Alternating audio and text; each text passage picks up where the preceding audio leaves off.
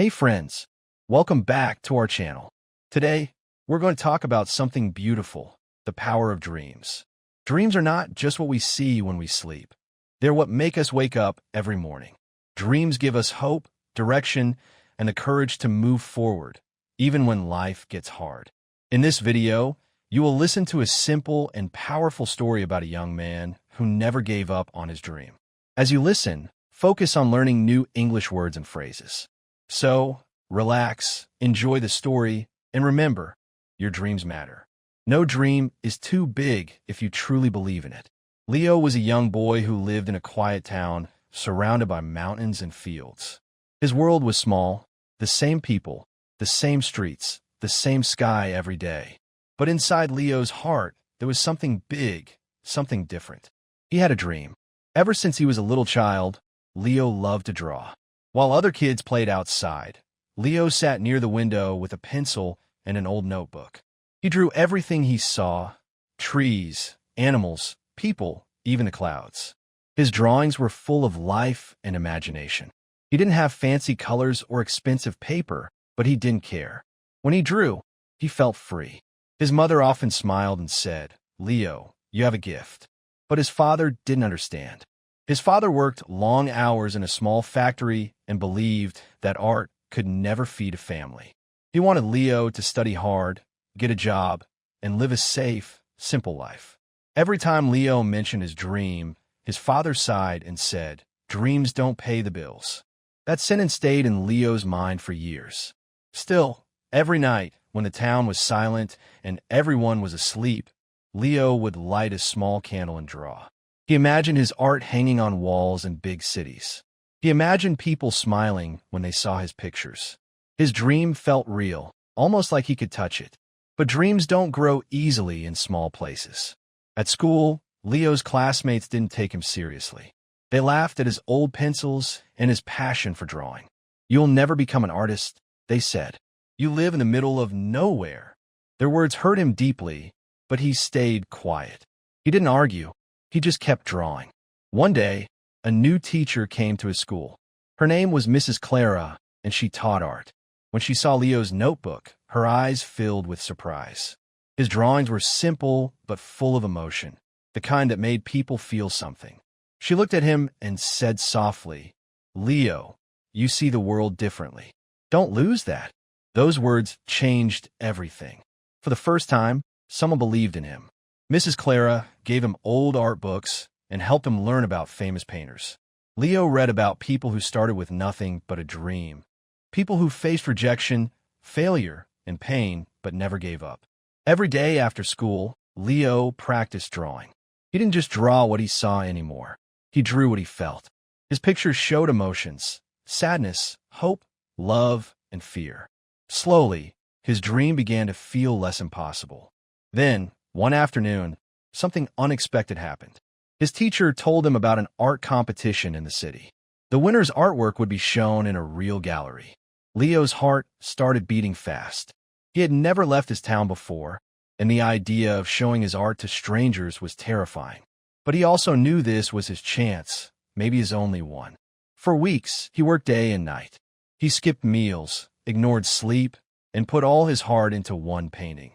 A picture of a little boy looking at the stars. That boy was him. The stars were his dreams. When the day finally came, Leo traveled to the city with his painting. The city was huge and full of lights. It felt like another world. People dressed nicely, spoke fast, and walked with confidence.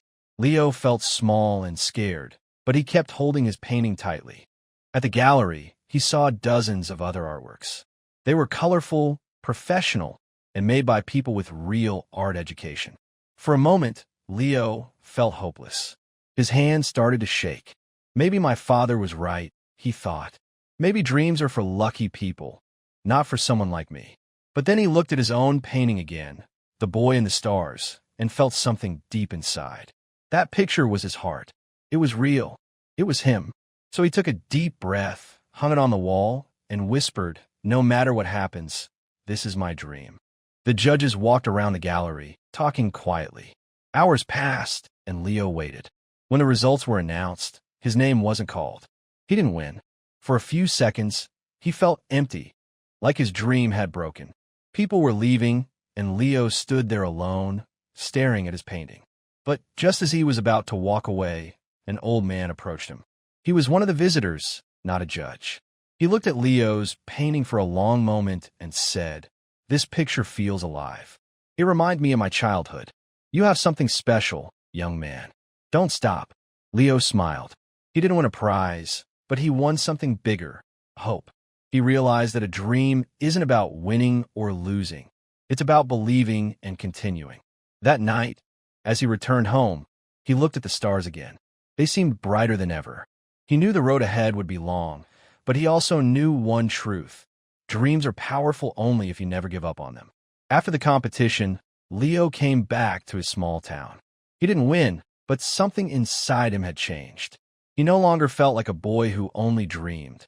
He felt like someone who was becoming. Every failure had taught him something. He realized that dreams are not magic. They're like seeds. You plant them, you water them, and you wait. It takes time, patience, and courage. So Leo kept drawing. But this time, his goal was not to impress others. It was to improve himself. He woke up early, practiced new techniques, and studied colors, shapes, and emotions. Sometimes his drawings looked terrible, and he wanted to throw them away. But then he remembered what his teacher once said, "Don't lose your way of seeing the world." Slowly, people in his town began to notice him. A small cafe owner asked him to paint a picture for the wall. Then, a local newspaper wrote a short article about the young dreamer who never gave up. One day, an art gallery from the city contacted him. They had seen his painting in the competition and wanted to display some of his new works. Leo couldn't believe it. He had no money for travel or materials, but he said yes without hesitation. He sold a few old sketches, bought a bus ticket, and went to the city once again, this time not as a beginner, but as an artist. At the gallery, something incredible happened. People stopped in front of his paintings and smiled. Some even cried. They said his art felt honest, like it spoke from the heart. One painting, in particular, caught everyone's attention. It was another version of The Boy and the Stars, the one he had made years ago. A woman from a big art company approached him and said, "Your work has real emotion. We'd love to buy this painting." For the first time in his life, Leo earned money from his dream. But more importantly, he earned respect. That night, as he walked through the city streets, Leo smiled. He thought about his father's words, "Dreams don't pay the bills." Now they did. But more than money, Leo had found something priceless: purpose. He learned that the power of dreams doesn't come from success. It comes from believing when no one else does. Dreams give us the strength to continue, even when the world says we can't.